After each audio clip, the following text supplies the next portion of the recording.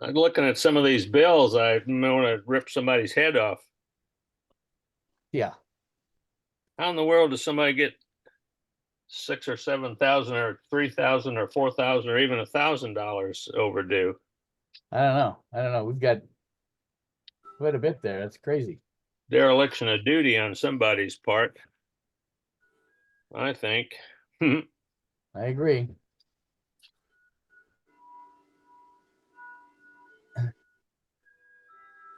We have 1, 2, 3, 4, just over 1,000, and we have 1 over 2,000, and then some older ones that are over.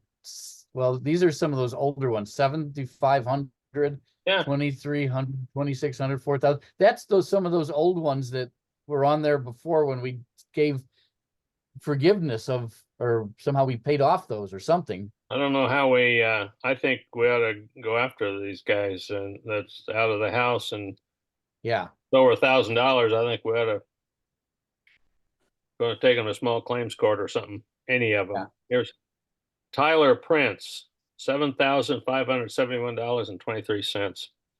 Yeah. And it's a charge off. And who made the decision to charge it off? I don't know. Yeah, I don't know. That's crazy. And Levi Steinman, 4,000. Those Right. two are 11,000. That's Right. insane. I don't know how that would have ever happened. Well, unless that charge off is when remember when we had this, we were 18, they were Oh, 18,000. I know. We paid that off, but I don't think that had anything to do with charging off. I think there was just an Right. $18,000 bill, and we just split it 3 ways. That's right. That's right. But we still have to go after them. Absolutely. Mm-hmm. Yeah, when you got just two that are $11,000, holy mackerel, kingfish. Yeah. It's concerning that there's 4 in the house, 5 in the house that are 1,000 to 2,000s over. Oh, right. yeah, absolutely shocking. Absolutely shocking. And one was an ex-noble ruler. Yeah, that's Wyatt Boyer? and that not only the ex-noble ruler, but the individual whom I sort of know. It just makes me crazy that, yeah. Which sheet are you guys looking at? Well, if you, the one that I'm looking at right now is the one called member risk evaluation. That kind of gives you a really basic summation, but it also tells you some of the potential hazards. Like we don't have social security numbers on file. It shows us some of them are having their address billed to their school address, not their home address. So it tells you the risk involved as well. Oh, I see. I got you on right. I'm on the same page now. I mean, that's the one I was just looking at for easy look, because it concerned me that we have a Cole there has a pending charge off. Cole Gerber, he was there last night. Why has he got a pending charge off? Because after it goes so long, Omega Phi just makes a decision to just charge it, write it off. I don't understand. I continue to have difficulty understanding what the hell Omega Phi's value is to us. Well, I agree with you on that. And the other thing that's what's weird, and Tom, I'm sorry, we started talking before the meeting. I probably shouldn't have done that, but that's all right. The other thing is there's a member financial contract with Omega Phi that I assume is different than the housing contract. I don't know. Because they're showing here that all members but one signed this contract, which is a financial contract, but it's not the top tier contract. So I don't understand if there are 2 contracts out there or what. Well, Omega Phi is totally separate from anything. Omega Phi is a financial processing. We're supposed the chapter is supposed to tell Omega Phi how much everybody owes. And everybody sends their money to Omega Phi. And Omega Phi turns around and writes a check to the fraternity. The fraternity then turns around and writes a check to Jim Miller. I know, that's crazy. That's crazy. I think it is, but that's holy grail according to Alpha Gamma Rho. Wow. But if you look at one of the documents I sent you, it's a Omega Phi member financial contract, which means it's got to be a separate financial contract than the housing contract. I'm assuming. I suppose that's true. I mean, I don't know. So yeah, I don't understand, because Yeah, supposedly it one is. person did not sign that. It's a totally separate contract. Yes, it is. But I just don't understand. I mean, the Omega Phi process makes no sense to me. But like I said, it's the holy grail Yeah. for some Well, reason. I know when I was in Chicago and attended that meeting, apparently part of that is the bookkeeping system that they have, but I don't know.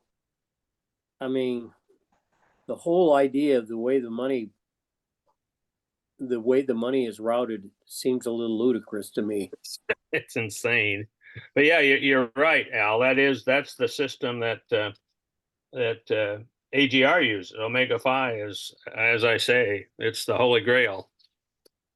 I think something that we could do once we get a little farther into this process, but not too far, is to get somebody on from Omega Phi and have them talk to our group and have them walk us through some of these financial reports so that we can understand what they're capable of doing and what they're not. And something Rick Story and I uncovered today is we have never seen this before. It shows that you can send somebody to collections once you go like to about the second or third screen. And we had never seen that until now. And so we're going to have some conversations as a group here. But what we think we should do is make sure we contact all these people that are outside the house or inactive, give them a chance to pay. And if they don't, I believe the next positive step is to send them to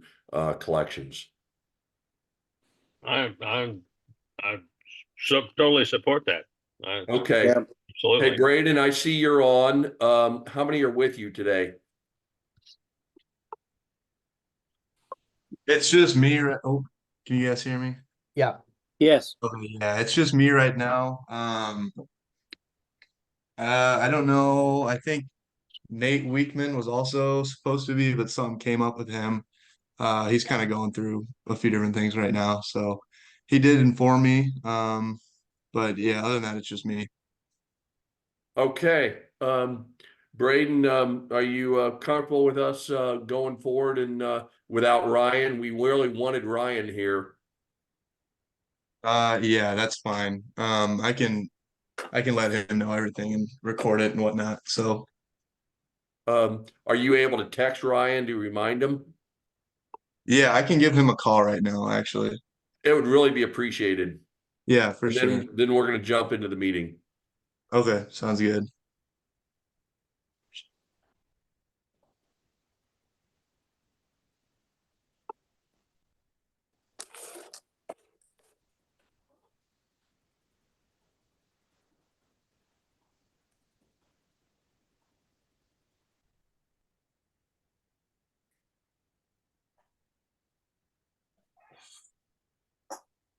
Oh, look, I'm paying my bills.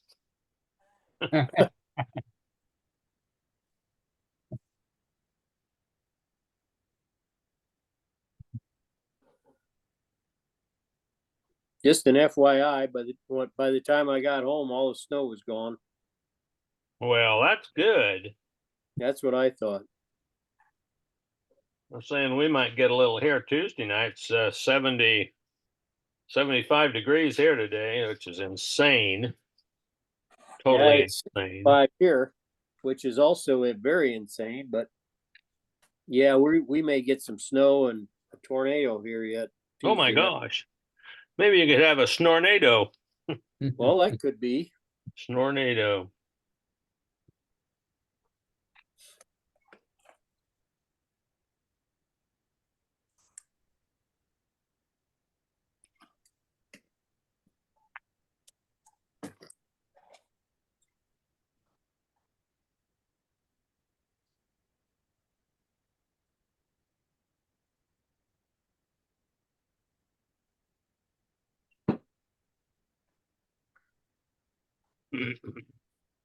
Ryan said he's good. He's gonna call on here in just a sec. Okay, that sounds good. We're going to do something a little different this time around. Just kind of be a little bit of a icebreaker and kind of just have a little bit of fun with the group here. And what I'd like to ask everybody, and I'm going to pick on you first, Braden, is to just a second. Let me get my phone turned off. Sorry about that. So we're gonna have a little bit of fun here, and we're gonna do an icebreaker. And the icebreaker is we're gonna ask you to tell us what has been your most embarrassing moment you've had at college so far.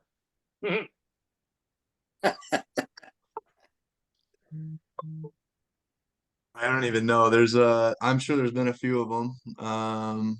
Probably too many, but I don't know. I think usually when I go up and I speak in front of classes or something, giving a presentation, I really stutter. And there was one time I mispronounced the word organism. I left out a few, left out a few of the, that was probably the most embarrassing moment. It sounded something like, some close to a different word. An That was orgasm in class? yeah, that's what I said. And that was Oh wow, that's pretty funny. that's yeah, that stuck with me for a while. Yeah, Oh, I bet it did. Probably a mixed class of men and Yeah. women, right? Yeah, it was just everyone was quiet because they all knew what I said, and then I don't know, it's just awkward. Yeah, that's just yeah. funny. I'll go next. The foibles of going to college. I was at the bar uptown, the dugout, and I was a little bit too intoxicated, I and imagine that. I kind of tossed or threw or slid a glass across the room, and it broke on the ground and shattered near a bunch of people. They told me to get out, and the only way I could come back in was to apologize for my bad behavior. And it took about 3 weeks of no dugout to get back in and apologize. And I had to walk in there with my hat in hand and say I was a complete dumbass, and I'm sorry I did that, and I won't do it again. Well, mine, I had to think about this a little bit because I wanted to forget about it. But I'm not completely colorblind, but I struggle a lot with colors. And it was my freshman year in the dorm, and being poor as could be, all of my laundry went into the washer all at the same time. And I didn't have enough money to run the dryer, which is crazy. The dryer was 10 cents. But anyway, so I brought my laundry up and hung it in my dorm room. Well, my roommate, when he came in, he just died laughing. And then he called everybody in from the floor because in washing clothes, I don't know, must have had something red or something in there. Anyway, everything I owned was pink. Pink t-shirts, pink underwear, pink, everything was pink. And that dorm floor, I don't know, they never let me forget that. So Wow, that's funny. That's good. Dewey Grenard had the same ailment when he first started as a junior. He wasn't used to doing his laundry, and one time he did his laundry and everything turned up pink. And so Dewey suffered from the same thing, but it wasn't because of I don't know what he did. He just wasn't thinking, or he didn't know how to do laundry. But everything came out pink, and so Dewey suffered the same thing. All right, who'd like to go next? Been too long ago. It's 60 years ago since I was there. I have no idea. Probably several things. I can tell you one thing that's fairly recently. When I retired from the Air Force, I was preparing resumes, and I was applying for, among other things, public works director in a couple of cities. And I had this beautiful resume all prepared, and and ready to go. Gosh, it was perfect. I mean, it was smack on, and I gave it to my cousin to read, and my girl cousin. She's about the same age as I am. It's nearer to sisters I ever had, and she said she read it and then she started laughing, and she said, "I see you're going to go to work for Pubic Works." That was. I'm glad that I had family read it before I actually sent it out, but I was locked and loaded and ready to go. Thankfully, it would have been kind of really embarrassing if I'd have sent it to a couple of cities, because they probably would have said, "We don't have any Pubic Works directors." But anyway, can't remember anything from college, but I'm sure there's some there. That's good. Rick, are you up and willing? Sure. I've had so many events that probably should have been embarrassing, but I don't embarrass too easy. But one stands out. The Dugout, same bar that Tom was talking about, used to have quarter beer nights, and they'd have competitions where I think it was probably during ladies' night, where they'd ask the guys to come in and strip down to a pair of tight white shorts or something, stand on top of the tables and flex their muscles, and they voted how many beer people you collected, how many beer glasses your group collected was the vote. So whoever had the most empty beer cups was the winner. And I came in second, so I didn't come in first. You're really down to your tighty whities. Are you serious? Well, they were white shorts. They weren't underwear, but it was pretty skimpy. Wow, that's incredible. Yeah, I was pretty much fresh out of high school, and I was a gymnast, so I had some chest, not anymore, but back then there was at least something there. Wow. Dr. Apgar, are you willing to share a moment? Yeah, this one was kind of interesting. So, Braden, you probably have no idea how this works, but I went to college where you were housed by gender. So it was all male dorm, and we had shared bathrooms. So there's one place to take a shower with 8 shower heads. You just go on in there. And I was at the farm, came back a little late. My RA had a room across from the shower door, and he has a big party going on, which was illegal. Of course, we didn't break the law necessarily, but you know how that works. And so I'm like, I gotta get this pig smell off me. So I'm in there showering. Someone sneaks in, grabs the towel, and then I come out of the shower and I'm like, okay. So now there's a choice to be made. Okay, do I go get some toilet paper and attempt to try and cover myself and be embarrassed, or do I just own it and walk out the main door, something that nobody's going to expect, and see what happens? And so, man, a lot of heavy breathing, and I opened the main door and I said, throw me a beer. And my RA, who shouldn't have beer, threw me a beer, and I cracked it, and I walked down the hallway buck ass naked for everybody's delight. And so that was very embarrassing, but it was kind of fun in hindsight. It's a powerful testimony. That's a good one. Jim Miller, you're up. What? One late. I just got on. Okay, Jim, we're all sharing one of the more embarrassing moments we ever had at college as an icebreaker. I don't know. It might be the time whenever I think it was. I went over to. I think I went to Fred's Dance Barn with Tony Brown, and ended up on the way home. I got all drunked up. I was all drunked up. I puked all over the inside of his car, and I come walking in there. Hey, everybody, I puked. Whatever. Hell, Brownie took some people up. I said, I'll clean your car up in the morning. He goes, oh, that's okay. Hell, the next day I went out there and there wasn't hardly anybody. Somebody else rode uptown with him that night. I must have got my puke all over them. So. Oh God! Wow, Terrible. That's good. I mean, I didn't have much time to think up something. So I'm sure I could do better. But yeah, absolutely. So you see, Braden, we've all lived through a moment of shame or 2 or 3. So I appreciate everybody coming on. Would you say, Braden, that Ryan will be on pretty quickly? Yeah, I'd assume so. I figured he'd be on by now, so I can't imagine it'll be too much longer. Okay, we'll go ahead and get started. What I Here he would comes. like to Here he comes. do would be Tommy's coming on now. He's coming on beautiful. now. All right, we're gonna put him on the spot.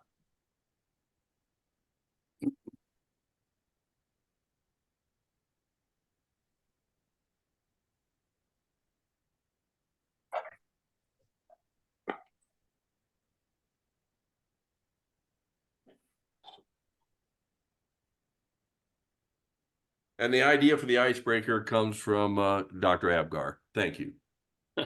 Excellent. I can't take credit for that one.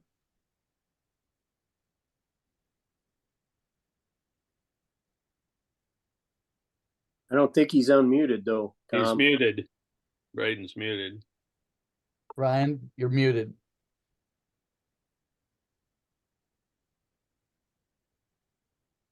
Hello. There we go. There you go. Hey, thanks, Ryan, for joining Yeah. us. I really appreciate it. You didn't hear everybody else's stories, but as an icebreaker and just kind of get conversation going, we're asking everybody on the call for one of your more embarrassing moments, either in college or in life. And we're anxious to hear if you have one. And I know that we're hitting you up without much notice or thought. My most embarrassing. Yes. Oh, I don't know. Good enough. Good enough. We might circle back at the end. How about that? That works. All right, sounds good. So what we want to do today is kind of continue on with the vein of 2 weeks ago and try to figure out some things. And what we could do here is to talk. Well, I tell you what, we'll do this at the end because I think we have some other matters at hand. And we'll do a progress on the action items at the end if we can get this done. But I have talked to Al, and Al and I wanted to share with you, Braden and Ryan, some of the ideas we had to help you and to kind of move things along in a positive way with the finances of the chapter. Everybody's able and willing to pitch in, but I'll cue Al up here to kind of talk about a few things. Okay. Yeah, and these ideas certainly aren't set in stone, but you know, we talked about trying to come up with some pretty straightforward ideas, and we thought maybe some of these would be helpful.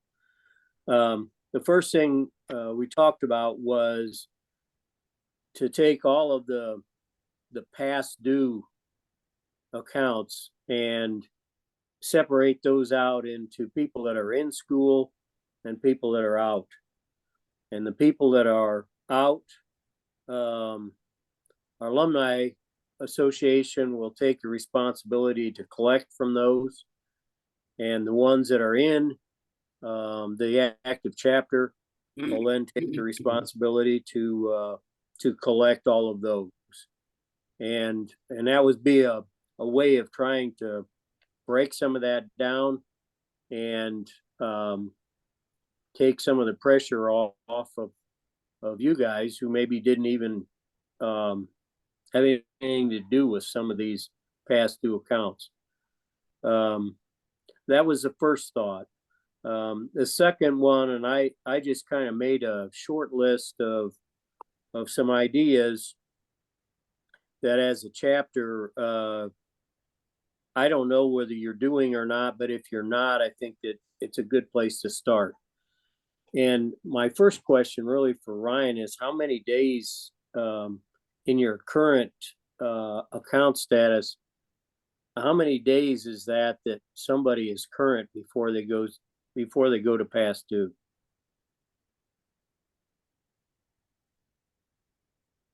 I think past due doesn't start till a month after, and then they get a late fee and everything else. That I Okay, do so it's believe. 30 days, essentially 30 days. My first thought is that anybody that is 10 days past that 30-day current list, in other words, someone that's 10 days past due, that they need to file a written plan with you on how they intend to get their account back current and what their payment plan is. And that needs to be done. Anybody that's 10 days past due. The second step is if they fail to pay or fail to follow that plan, then there needs to be some consequences for that, besides just late fees. And one of my suggestions is that if they fail to follow that plan, that they have a loss of their social privileges in the house, and a letter is automatically written to their parents explaining the past due account and asking for restitution on that account.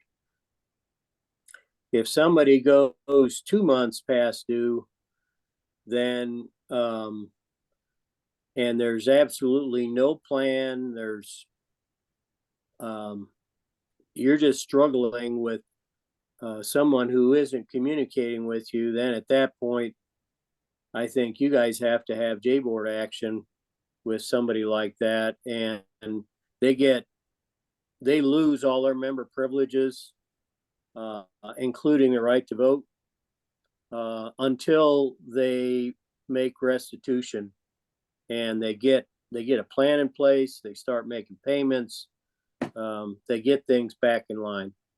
I think those, again, they're not real detailed, but I think there are steps that you can take to apply leverage to someone that's really not, they really become a drag on the rest of the chapter.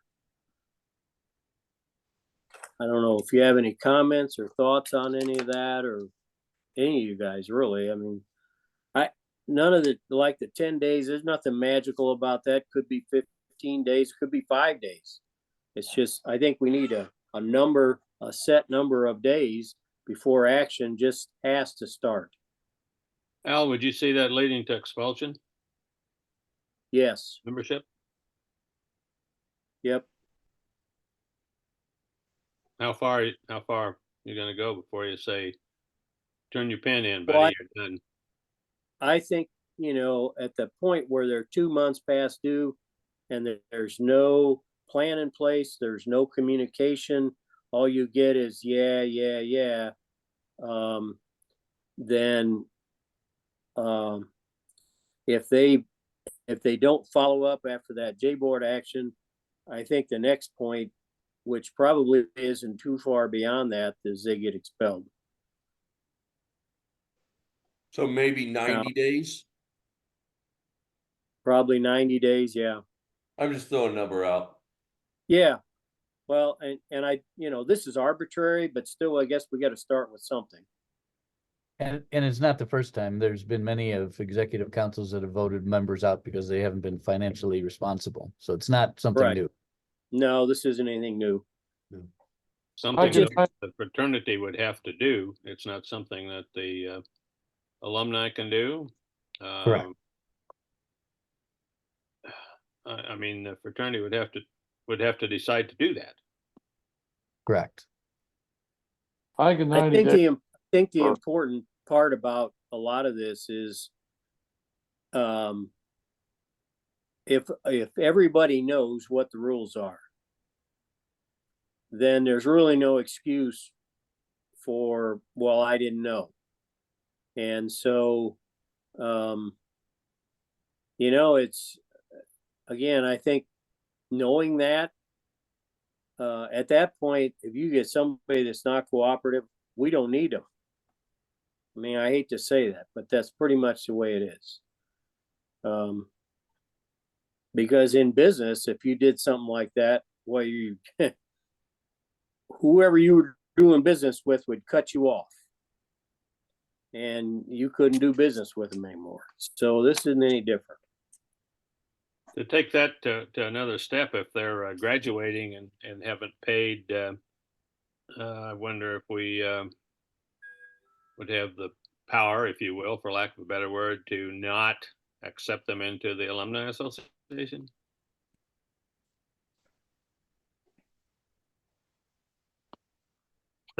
I mean, if they're not paying their bills, I don't see any reason for them to be in the alumni association. They obviously don't care. Well, I wouldn't disagree with that. Rick, could you pull up that current list of the most behind people? I sure can. Give me a second here.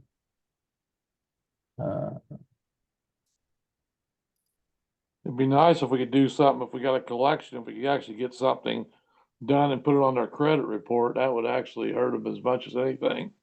So Braden and Ryan, what's your feedback towards Al's feedback? What's your feedback towards Al's ideas? I think we'll see. Yeah, we'll see on this one that there's only really one active member right now that I think is behind, but I think he's really behind is the issue. Well, here's a list on the screen of all the people and what they owe. Let me move Is that what they owe? On that left number there, the balance? That is correct.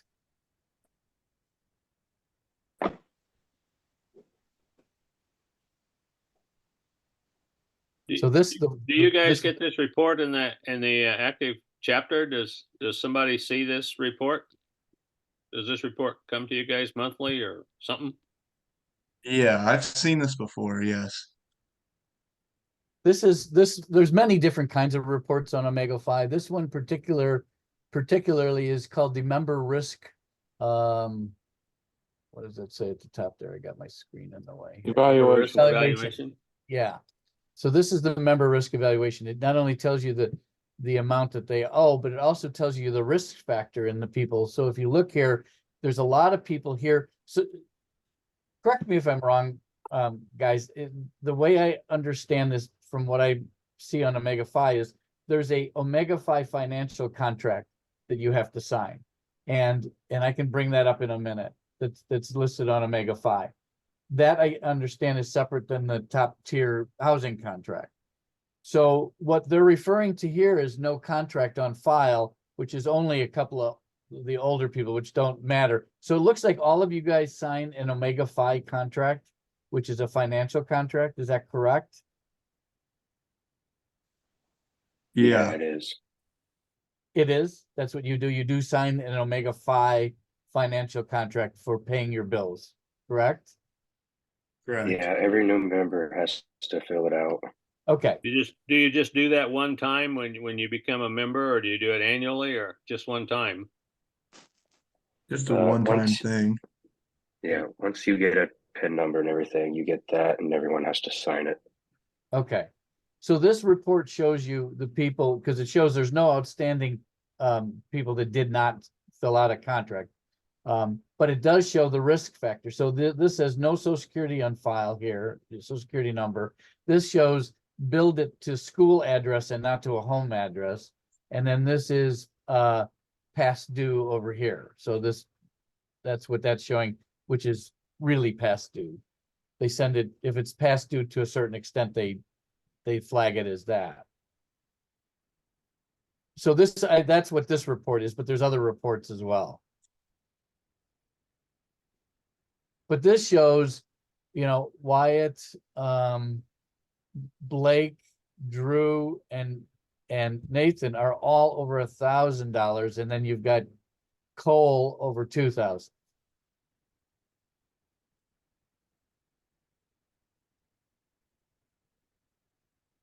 It says they're current, but is that current? How do they determine that being current with that amount? Probably current to when the report was pulled, which was yesterday or today. Right. Yeah, well, actually, yeah, right. I pulled these today. So this is current that they owe as of today. Or their current balance as of today. I shouldn't say Yeah, what they owe, yeah. because there are some people here that don't know anything. But not current on their payments then. Current of what their balance is. Okay.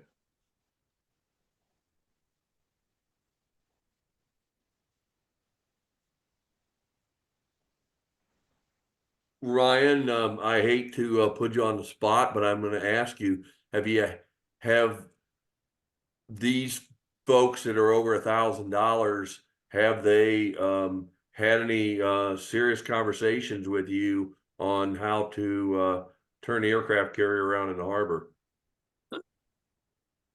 I can sadly say no, not as now. But I'm on Omega Fight looking right now.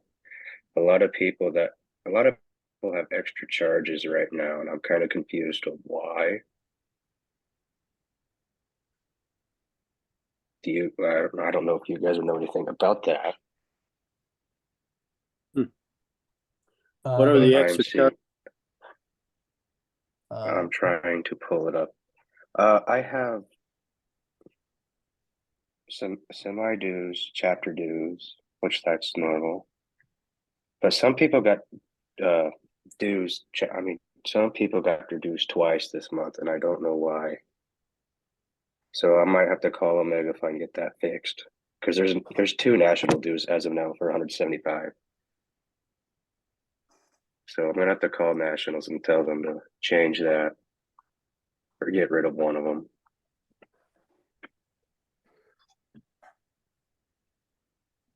How much is the monthly? You pay a monthly dues to National? Is I it don't monthly? think I think it's semesterly, which is 95 a person. 95? Yeah.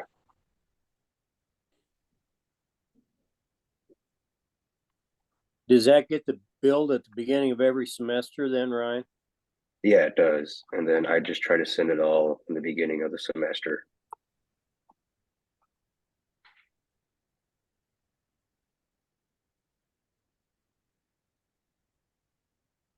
I also, let me pull this report up. I don't know if this is helpful or not. Let me stop sharing that one for a second. This other one here shows a running total of the amount, the running balance, the running were, so you can actually go on, and for every person you can see initiation fees, you can see the dinner, you can see challenge coins, everything that they were billed for and what they paid for, and their outstanding balance. So if you take this first person here, Trevor, his is what's on the screen right here. And so it looks like as of 2/21, he only owes 255, but you can see his charges and his running balance. So this is a kind of a neat report to see what actually people are being charged for as well. And it's for every person.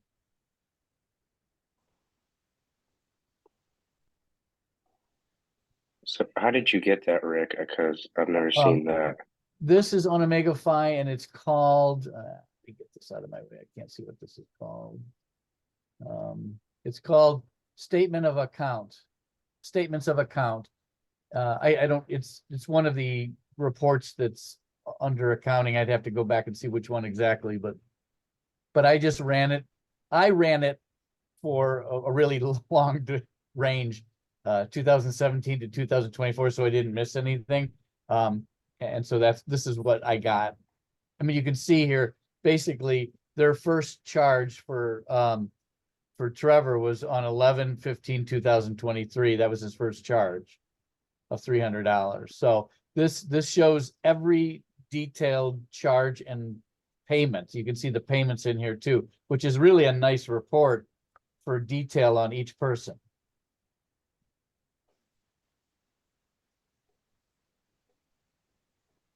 And I can go down to other people if you want me to scroll down. Let's look at,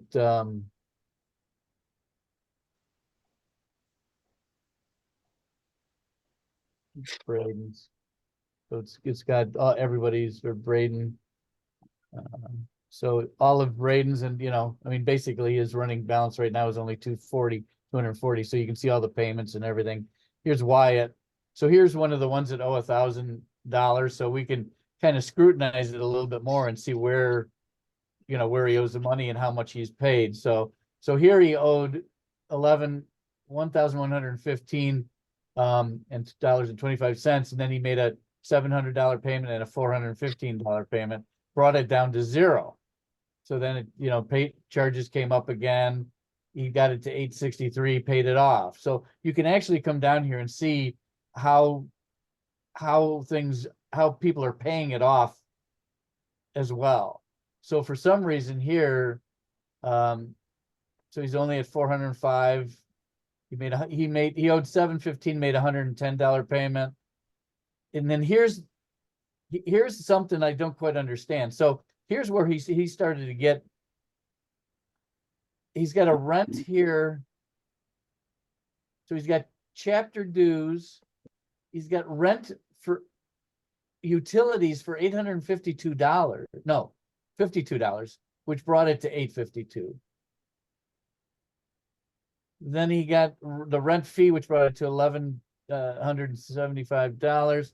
Then he got a late fee on top of that. Then he got chapter dues, which brought it to that. So then he brought it down to, he got all that paid off. So he paid it down to zero as of April of 2023. Then if we go back again and we keep looking,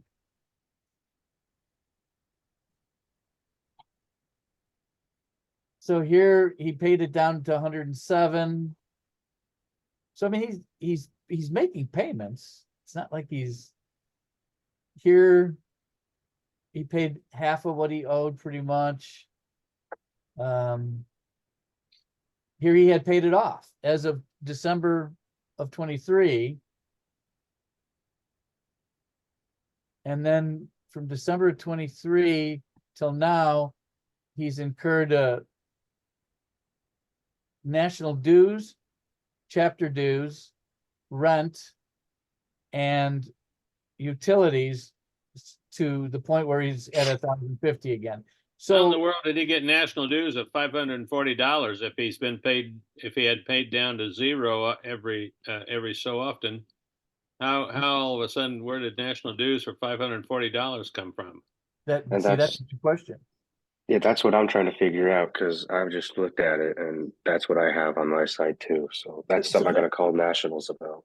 This is a good report because maybe some charges aren't right on here also. So, but you can also see how people are paying, so which is nice on this report. Yeah. Well, one place up there, it looked like the late charge was about 10% of the balance. That's what It was 5% of the balance, so. no, Here's Mega Fi had it set for 10. Yeah, right there. There's your late fee. $510. You got charged $56. Yeah, 10% of the outstanding balance.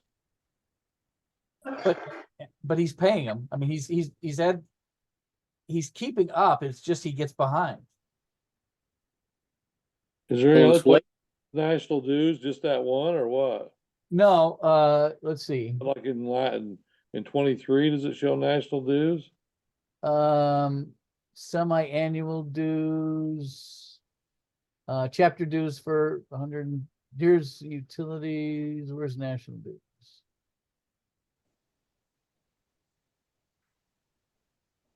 Like they'd never charged national dues. Or did he get it for the whole house or something? Or I don't know what they. That's the only national dues fee he has on his record. Yes, it is. So that could be something that could be why it is what it is. Let's look at another person that owes $1,000 some odd dollars and see if they got national dues hit the same amount. Let's see. Who was the Blake Castens would be a good one. Blake Castens? Okay, there's Clark, Charles Connor, Cole Gerber. Was he one too? He He was was Yep. 2,000. He owes 2,000. All right, well, let's see, we can take a look at him. So here's chapter, There's national dues.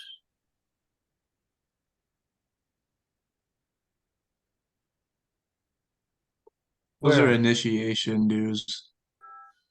So those are probably definitely a little different. And then the semi-annual ones, those are all regular ones. But again, so he, at one point here, he had it paid down.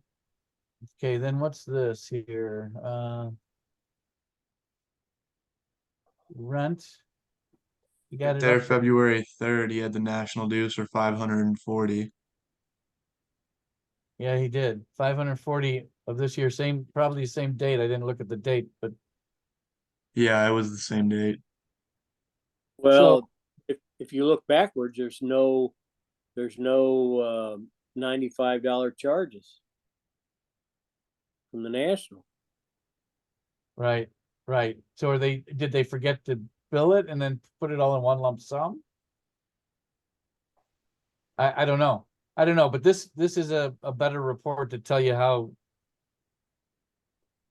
what's being charged, so we can take a look at it.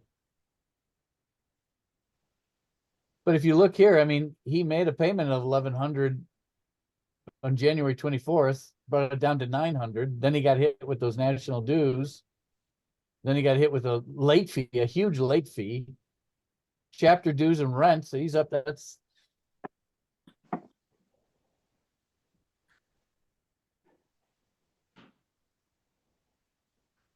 Who is getting the late fees? Is Omega Phi getting that?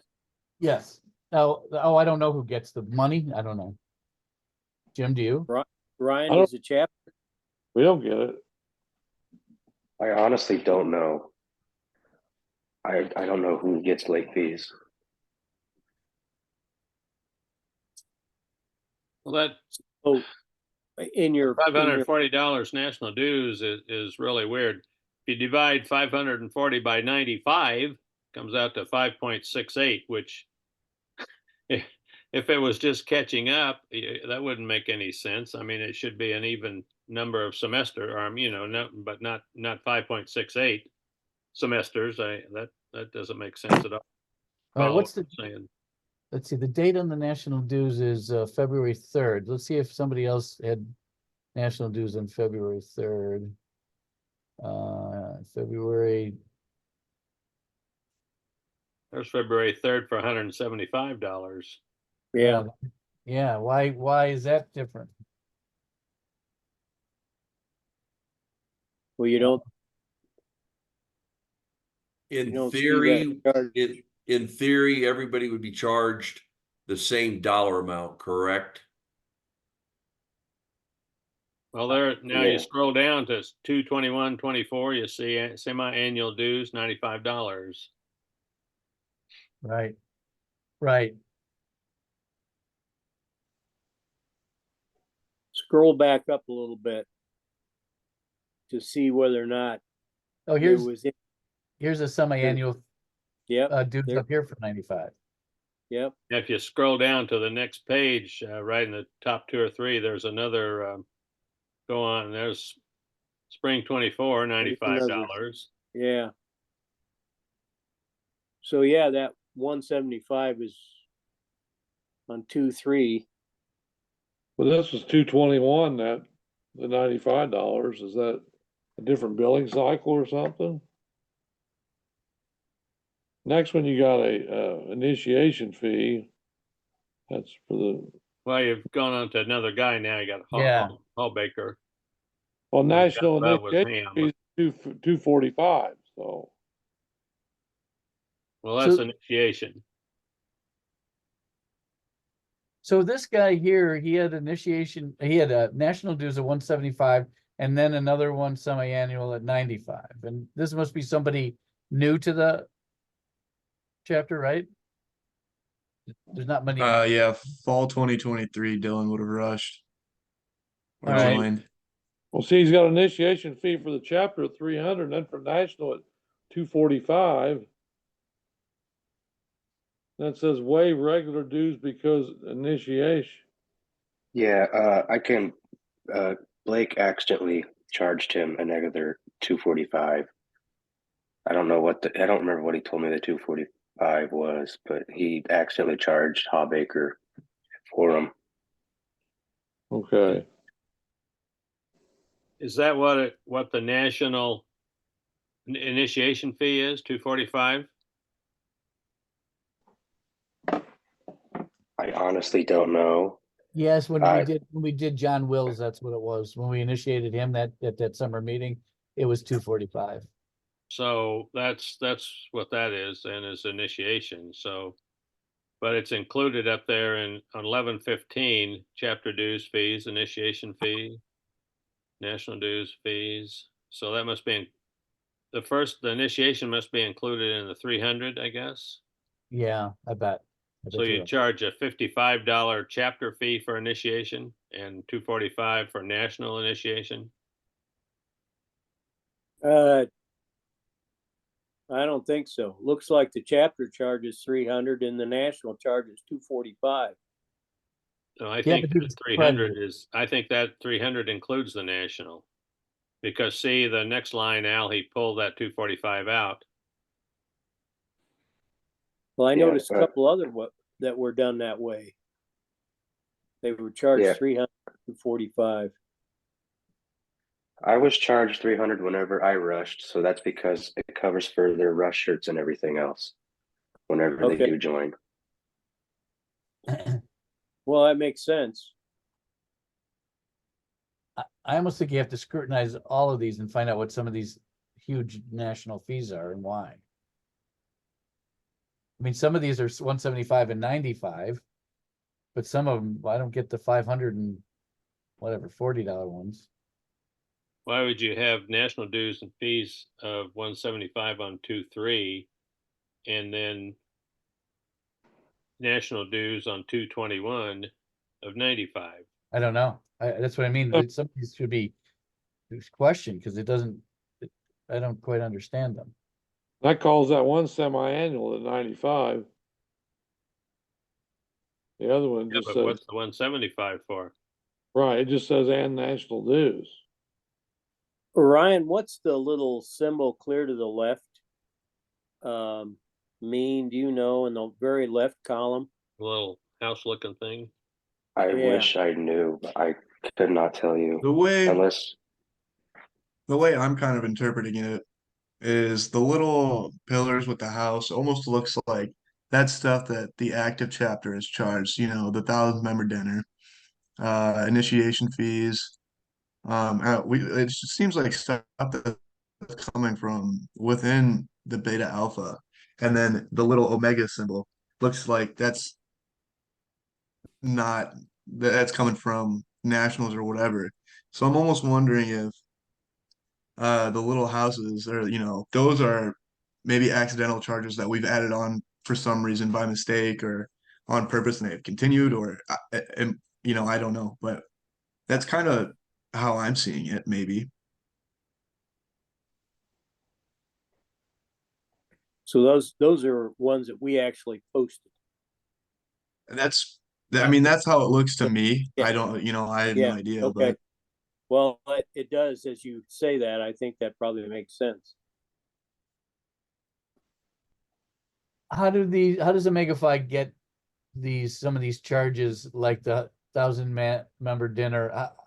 Who does the treasurer post that on Omega-Phi to be charged to those people? yeah, Blake posted those whenever we had the dinner for I guess me. But yeah. So as far as the national dues, that is something, who puts those in? How do those get added to Omega-Phi? I believe it's just Nationals puts them in themselves. Or through Omega Phi, one of the two. Doesn't then- Omega Phi do the billing and stuff for national now? Yes. Okay, that's what I thought. Well, I would think once you're a member, then Omega Phi would know that national dues and fees are required. So I would say that would be almost an automatic entry. from their perspective, I would think. So would you think with it being higher now, they're trying to play catch up pretty much? Is that what we could be thinking about then? I don't think they would. I don't think Omega Phi would. I don't think they would just increase the charges. I remember a conversation Maybe, I that don't know. I remember a conversation, and this is just hypothetical, that we had with Judy before she retired, Judy Smucker. And she said that because of some fees hadn't been paid, that there was like a accelerator or escalator clause in some of the fees to bring that flesh. Rick, do you remember that conversation or not? I don't, I'm sorry. Okay. I have not heard that, but It's just pretty hypothetical what I remember. That was almost a year ago. But I remember there was like some increase coming because there was not a particular form filled out on time. And so they just added in like an escalator clause, as I recall. But so Rick, how about if later we send the link to this page to Ryan and Braden? Yes, I don't know if I can send an actual link. I think I would have to just kind of go find the report that I ran and just describe how to run it is probably the best. Yeah, Ryan and I both have access to this stuff. We have access to Omega Phi and whatnot. I'm sure that we can find this report somewhere. Yeah, and I have no problem going back and just emailing you guys so you know what I did, but so yeah, I mean we don't have to go through everybody here, but this is a really detailed report of and it's nice because you can give a date range so that you don't miss anybody. Okay.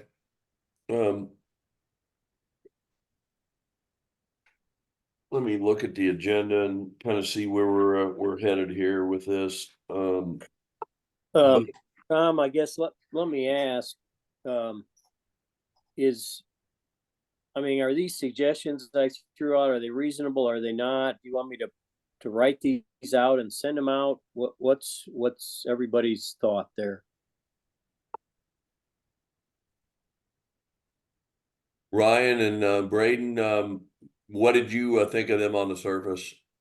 I wrote them down. I thought that I feel like they're reasonable. There's already things that we're doing in chapter to, we've already had a few conversations about J-board, and we're kind of taking action with not just finances, but GPAs and stuff. So, it's something that we've definitely looked into, and we're kind of already on the move with some of that stuff.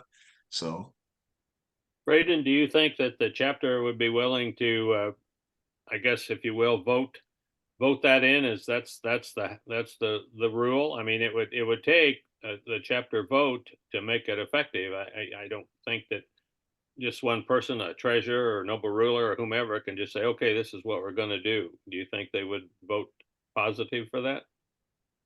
I think so. Yeah, I do. Um, there's some rules and stuff with J board and whatnot, because that's ultimately that's the goal to kind of keep members in check by dishing out consequences and whatnot. So I think there's a little bit of leverage that the J board has that doesn't necessarily need a chapter vote. Although I don't know, I'd have to look over the rules again. So, but yeah, ultimately, I think if it did have to come down to a vote, I think that the chapter would vote in favor. Yeah. Al, would you formalize those and write those up and send them out? Yeah, I can do that. And again, Please. you guys, at the end of the day, you're going to have to decide, but your best path forward. But we talked about, is there suggestions? And certainly, I can think of a whole lot more, but part of it is I don't understand totally. You guys function totally different than what we ever functioned. And so it's kind of hard to, be very definitive about things that I don't have a clue about. So anyway, but I'll be glad to send them out if certainly you got any questions, or if there's a way we can refine them, I'll be glad to talk through any of that. So I have a question. When you guys receive a bill from Omega Phi, I'm assuming you receive a bill showing detail like this. Is that correct? Is it broken down with what you owe and who you owe it, what would you owe it for? Yeah, let me look real quick because I don't think this is a lot more detailed than anything I think I've really seen. But when we received the bill, it kind of just explains, what it's for and the due date or when it was billed. So when I'm looking online at Omega Phi, yeah, I can see it. Kind of similar to that. So do you get an electronic bill like through an email, or what's it? Or is it a statement you get in the mail, or how do you get billed? Yeah, I mean, I pay everything online. So although I do think I get like a physical bill sent to my home in Lena. Okay. Um, Braden and Ryan, just a suggestion, you moved your chapter meetings to Monday nights, right?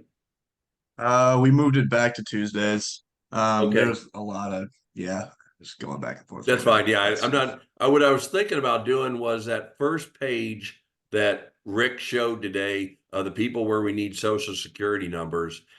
I was wanting to know if you thought that at your chapter meeting tomorrow night, you could go down the list and say, "Hey, Blake, we need your social security number so we can get it inputted." And I'm not just calling out Blake. There's, a number of other people. I'm just using him as an example since I know he doesn't have a social security listed. Is that something that to kind of begin to chip away at this, you could gather that tomorrow at chapter? Yeah, absolutely. I don't think that should be an issue at all. I don't think. It looks like everyone, if you look at that contract, the financial contract from Omega Phi, one of the lines on there is to please provide your social security number as well as parents' name and information. So it looks to me like if they don't have the social security, it looks like somebody left it off the form, and then there is nobody questioning it. The Omega Phi just accepts the contract if it's signed, and then just posts this stating this is the information that isn't provided. So that might be something that, I mean, if eventually you ever want to take somebody, and go after them for money, you're going to need their social security number. Right. So, all right, really good discussion, everybody. I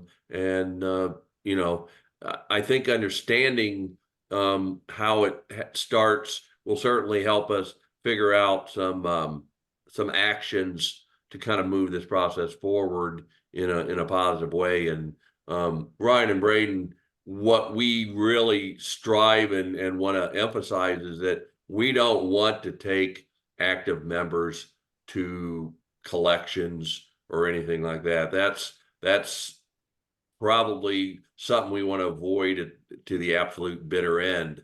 But by maybe strengthening and cleaning up some bookkeeping here, we can, with like getting social security numbers and those kinds of things, we can, chip away at this. None of us on this call are looking to solve this overnight. And it's sort of like that old expression, you can't solve something that has been around for a while. I'm paraphrasing, but you can't solve something that has been ongoing for a while. But we just want to kind of chip away at some of the problems, some of the issues, and begin to make a dent. So 60, 90 days from now, we can look back and say we made progress. What I think looks interesting on there is when you look at rent, utilities, and chapter dues, those three items equal $540 also.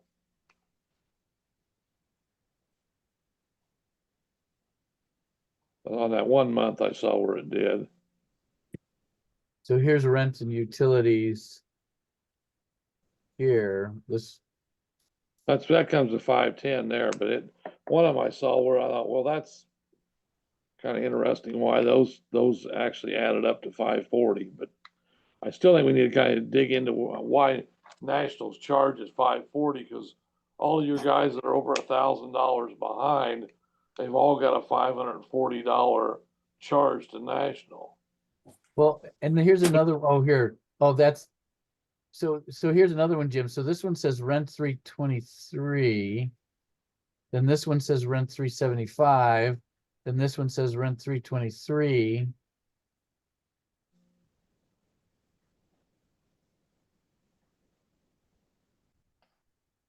Yeah, I don't know when the utilities change. We were asking about getting that budget billing so we could, come on closer on the utilities. So Right. they They must have budget billing because they're all $52, which looks like they've divided some number by the like number of whatever. houses. Is that what you guys did? Did you guys come up with the $52 based on a year's rent utilities and then divide it up, or how did you get to that number? I don't think that was either Ryan or Blake Cassen's doing. I don't know. Do you know how accurate it is to what you I actually paid? Yeah, I don't think either of us really know, honestly. You might want to just look into that a little. Yeah, for sure. There's a charge for a challenge coin there for $5, and I thought they were 25 a piece. No, they're $5.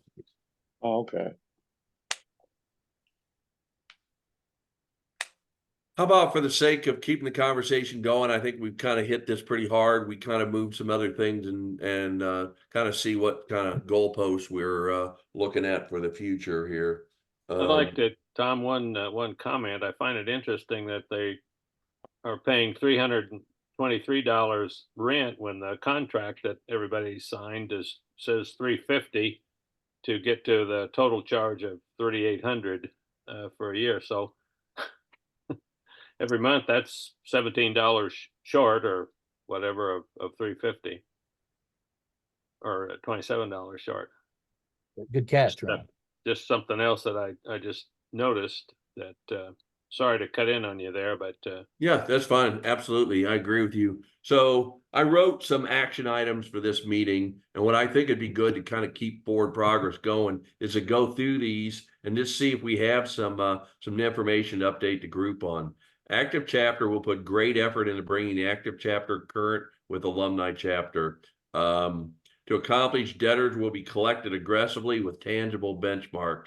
And I assign that to Ryan, Braden, Jerry, and Chris Randla. Since the last time we talked, did you have some things you can share with us in terms of bringing people up to even with what they owe?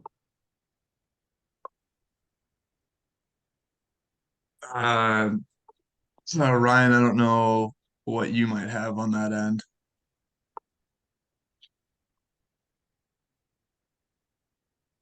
I'm sorry, what was the question? I'm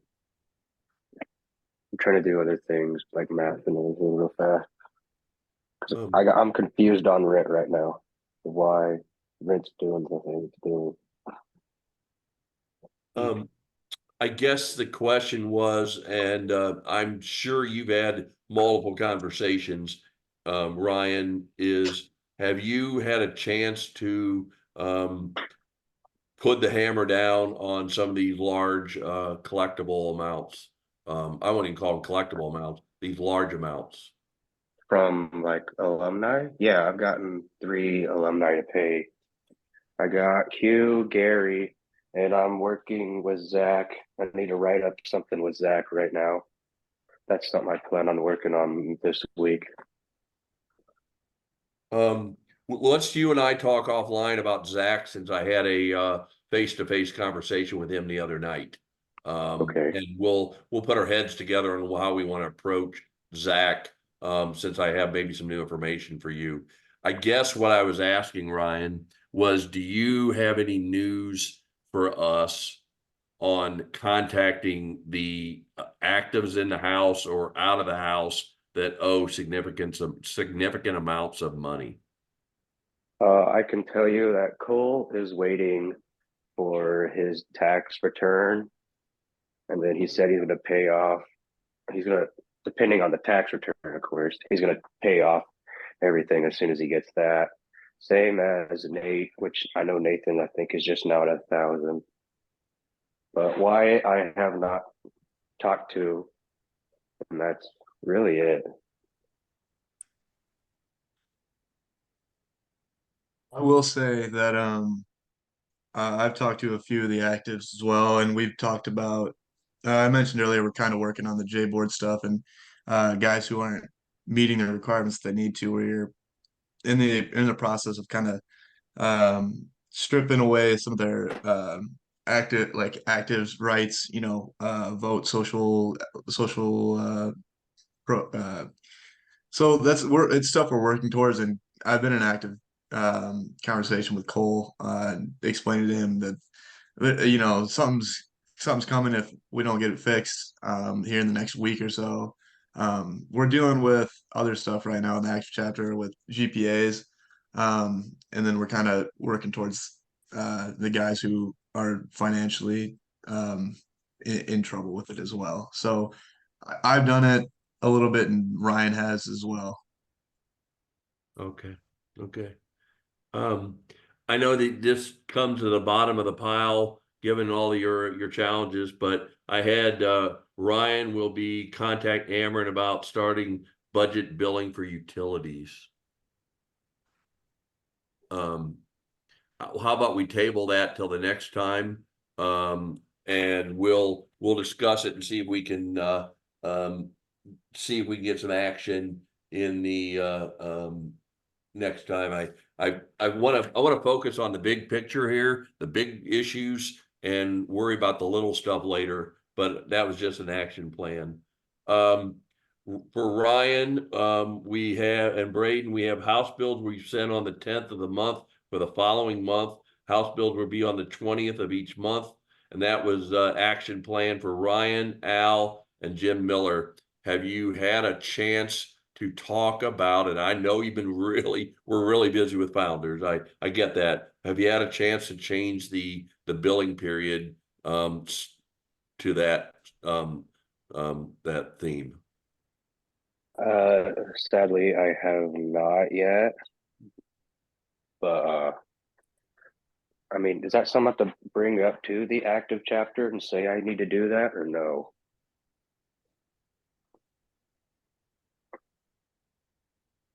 I would say you could mention that in an active meeting. And I mean, we're coming up to the 1st of March, and you can just tell them that billing will be changed from the way you were doing previously to you will now be getting a bill the 10th of every month, and it'll be due on the 20th. My Okay. opinion, Ryan, is you do not need to bring that up for a vote. You just, as an administrator of the funds, you set it in motion. Okay.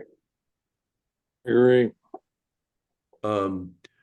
Number 4, Jim Miller will start ACH payments for rent received by active chapter by April 25th. Jim, you and I had a conversation. Can you update us on a new timeline? As far as the ACH, you mean coming from the chapter or going from us to Fry? As far as from the chapter, as far as automatic payments, I gave Ryan a deposit slip for our rental account, so he can get that set up in the bank for them to do the payment, probably starting with the something in April, because Blake gave me a check for rent that I'm holding right now until they get the funds, and that should be for what we're going to be paying the 1st of March. I told them, give me a check right now, I'm holding it, and as soon as the funds are there, let me know, and I will go ahead and run that through. And looking towards getting the ACH done from them to automatically deposit with us for the April, what's due in April, or any of the stuff that we get as far as them collecting and sending a payment ahead of time.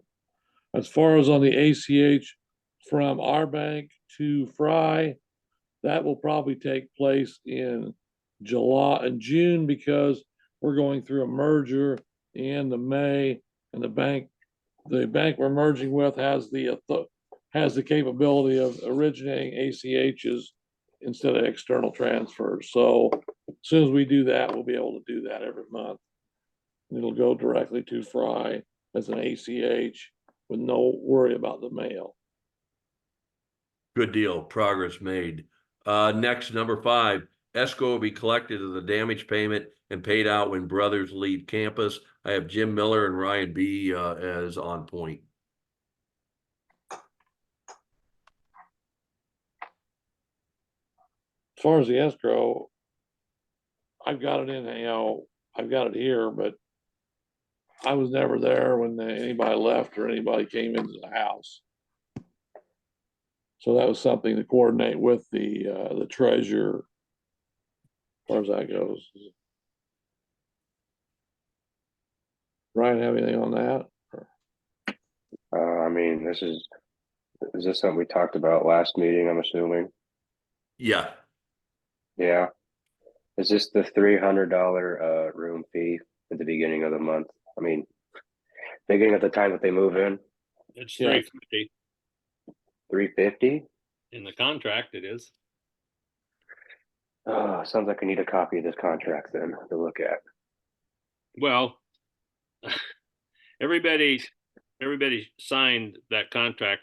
That not everybody that's living there now, because some of the new guys have not signed one, but the ones that were there and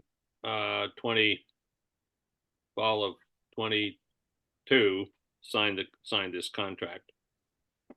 And it's basically 1 month's rent, which is supposed to be $350, but you guys are doing $323, which I don't know, but yeah, you're right. You do. Everybody needs to sign a contract every year, and that's something that we've not been doing. And Tom and I have discussed this. I think that Tom is on point that whole contract deal needs to be redone.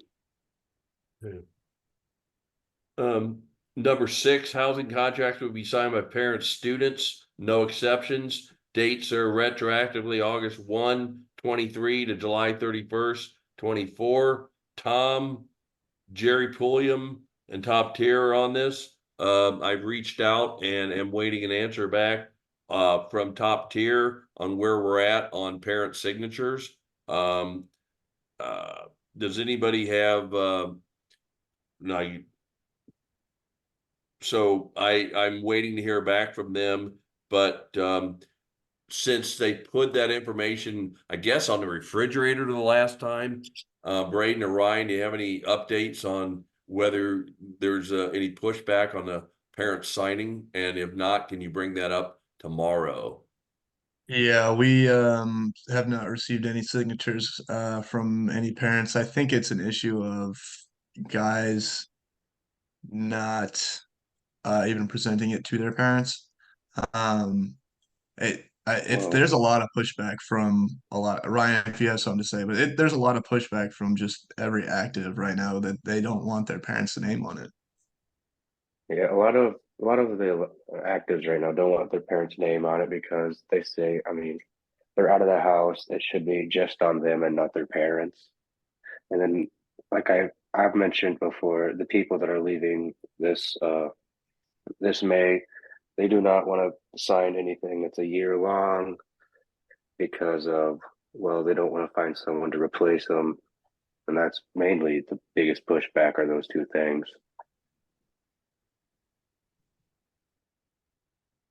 Yeah, the contracts for housing, if you were in the university housing, you'd sign a contract. And the contract for housing should be signed every year when someone enters the house. And it's a simple housing contract, and that's really what that's all about. And you're not asking them to sign a contract now if they're leaving for a year. We're just Correct. asking them to backdate it from the beginning of this year, 2023, fall of 2023 to this spring. That's what we're asking. We're just asking for that backdated contract. Correct, Well, Ron? that might be the problem because I think they're thinking that this is for the following year, so that might be why.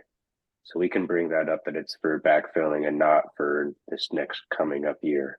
In other That words, might it's be for the why. people that are living in the house right now, that some don't have a contract, or maybe nobody has a contract, but that's what we're looking for. But they're still gonna have to pay till the end of July and not walk out on us because they don't want a 9-month contract or something. They want 12 months, but they're still gonna be committed to pay June and July and not stiff us for those two by walking out on May 15th. Dr. Apgar said to me, Braden and Ryan, that there was renewed discussion in your group about 9-month contracts. I don't want to be beating a dead horse, but is there any new progress or forward movement on 9-month contracts? And what have you heard? Because no one has brought that up to me at all. I mean, you understand that it's when you leave in May, then you don't owe anything. I mean, it's kind of a nicer thing for you guys, I would think. When you leave school, you don't owe any more money. But Yeah, I mean, sorry to cut you off, Rick, but I've been still kind of trying to push it and put it into people's heads. But I think they're worried about, once the 9 months in, they got to pack up and leave everything. But I don't think they No. realize that they can keep their stuff there. right, we still have a 12-month with top tier. You guys just have 9 months of payments, which you're still paying the same amount as you would over 12 months, but just It's into it's 9 just months. higher. Right. Yeah. Right. Ryan, what could we do? How could we present this?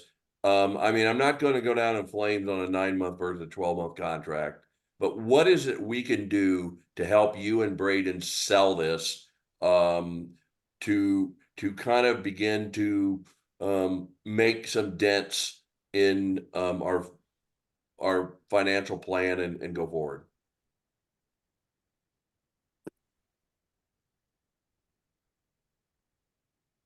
Um, I honestly don't know right now. I really don't. Because I Yeah, I'm in mean, the same boat. everyone's stubborn. We're all like a pack of mules, and they don't want to do anything.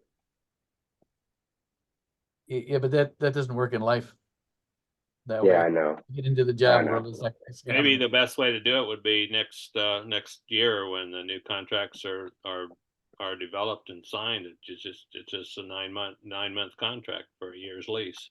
right. I think 9 pay for a year lease is really to simplify it. Ryan and Braden, I want to just offer you a real life experience into the whole group here, why this is so important to get everybody kind of moving lockstep and getting everybody, to either pay their bills or sign a 9-month or sign a contract and get their parents on there. I want to give you everybody a real life example of something I'm faced with that shows the hardship that slow pays cause on other people up and downstream. I have a customer down in Joplin, Missouri, who delayed paying to 120 days, and my manufacturer down there, Southern Missouri Container, is clawing back $783 in sales commissions for me because they didn't pay. The point is that there is a real live cost to when people don't pay bills, and whether it's the folks that do not pay on time and dump that debt on somebody else or whatever, it happens. And so I'm just going to try to press home that there are consequences, that in the real world people can be stubborn in college, but they have to understand the real world calls a very different message. And if you think I'm going to lose $783 out of my paycheck because somebody didn't pay on time, it really gets me hot that they're doing that to me. But I understand that's the rules they have, and that's the rules I'm living by. So I can just plead, beg, and borrow that we turn some things around here and get people to do the things that might be a bit uncomfortable, but we start a process to show that this is real life and this is real life stuff we have to do.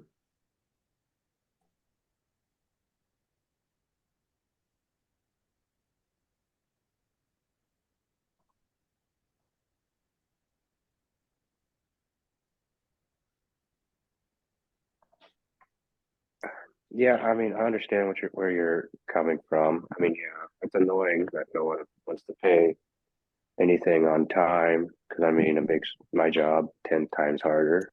So I mean, I understand where you're coming from, Tom. But I don't know any really good way for me to be able to push that to make them pay on time without, doing what I'm already doing, which is late fees and everything else. I think some of the new steps that you guys are talking about doing with social events and things like that, I think that'll help too.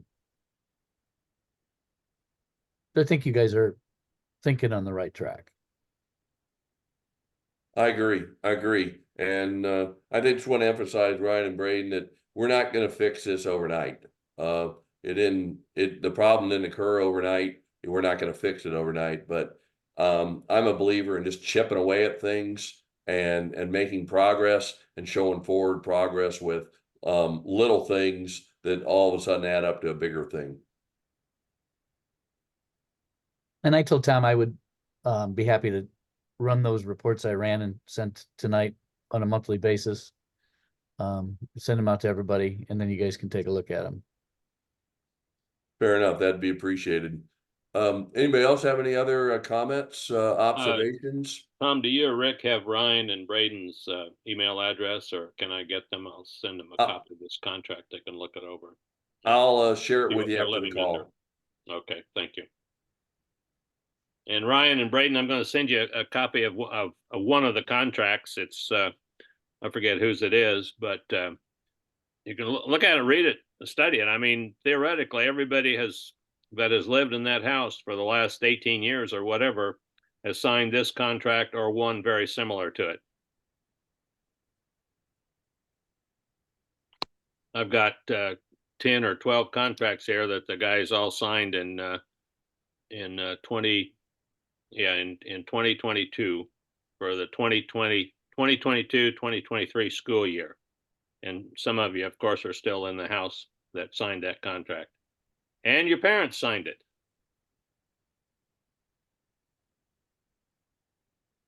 So, like after this call, or tomorrow, I'll send out a revised action plan for our next meeting. What does everybody think about a future meeting date? How long?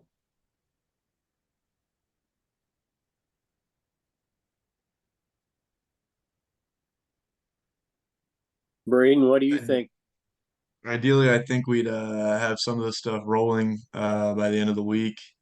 So I mean, a week, 2 weeks, I think could give Ryan and I plenty of time to come back with some more information than we had today.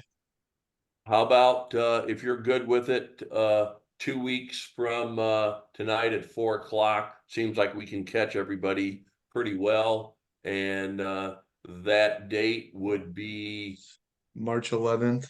March 11th. When's spring break?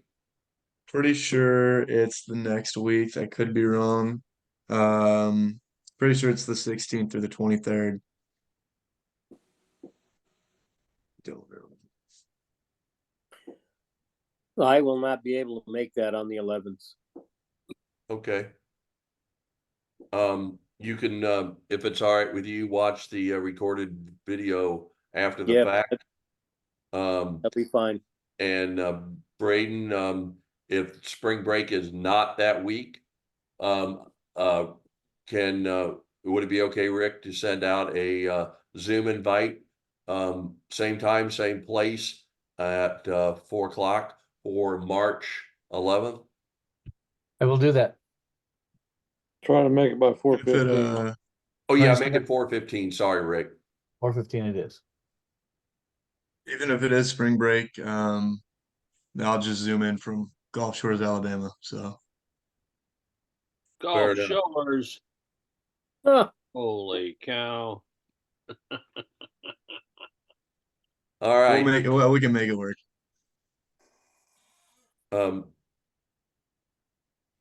All right, sounds good. I appreciate everybody's time. And thank you. This is a tough subject, but with the brain power in the room, we'll get through it and figure it out and be on a better path 90 days from now. Thanks, Sounds everybody. good. Okay, good deal. Bye. Thanks. Thanks. Yeah. Bye. All right.